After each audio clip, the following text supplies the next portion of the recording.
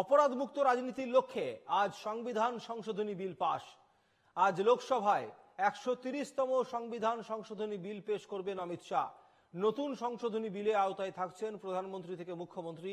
30 দিনের বেশি হেফাজতে থাকলেই সরানো যেতে পারে পদ থেকে। 5 বছরের বেশি সাজাপ্রাপ্ত হলেও সরানো যেতে পারে মন্ত্রিত্ব থেকে। বাসব রায় রয়েছেন আমাদের প্রতিনিধি। বাসব, এই সংবিধান সংশোধনী বিলে অনেক নেতা মন্ত্রী তারাও কিন্তু নজরে থাকবেন। লালু প্রসাদ যাদব, দীর্ঘদিন ধরে তিনি পশু খাদ্য কেলেঙ্কারিতে জর্জরিত। আরো একাধিক মন্ত্রী তারা কিন্তু বিভিন্ন ধরনের কেলেঙ্কারিতে জর্জরিত। নতুন বিলে মূলত কি কি থাকছে? একটা বিল হতে চলেছে।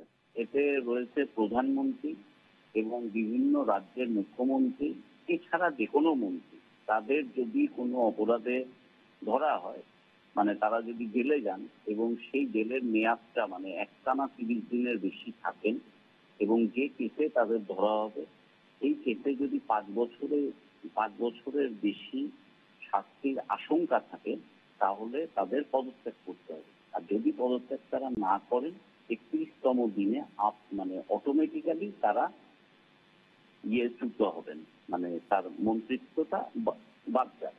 এই হচ্ছে বিলের মূল জায়গা।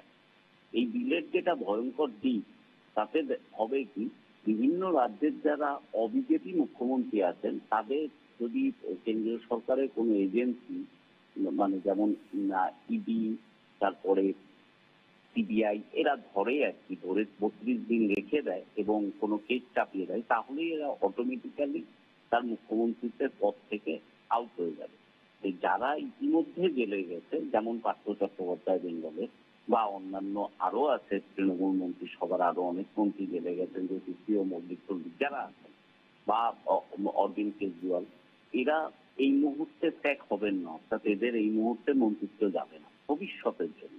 এবং এই বিলটা আজকে পাস হবে না, এই বিলটা জাস্ট আনা হবে, টেবিল করা হবে, তারপরে এই বিলটা পাঠানো হবে হচ্ছে সিলেক্ট কমিটি বা কারোর কাছে আরো নতুন ভাবে আরো আলোচনার জন্য।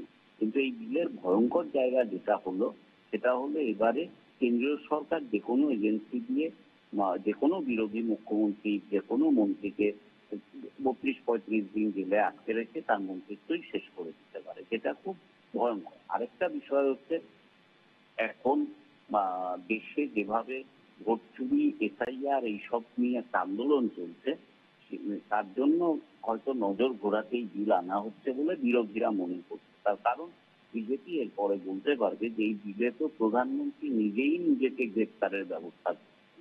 তো এই জায়গাটা বিজেপি প্রচারের জন্য এই বিলটা আনা হচ্ছে। এটা বিরোধীদের মত। অভিষেক মনু সিংভি, যিনি কংগ্রেসের রাজ্যসভা সাংসদ এবং বড় উকিল, তিনি এই কথাটা বলেছেন। তো ফলত এই বিলটা একেবারে নিষ্কলুষ, খুব সুন্দর বিল, এটা বিরোধীরা মনে করছে না। সমীর, বেশ, ধন্যবাদ বাসু।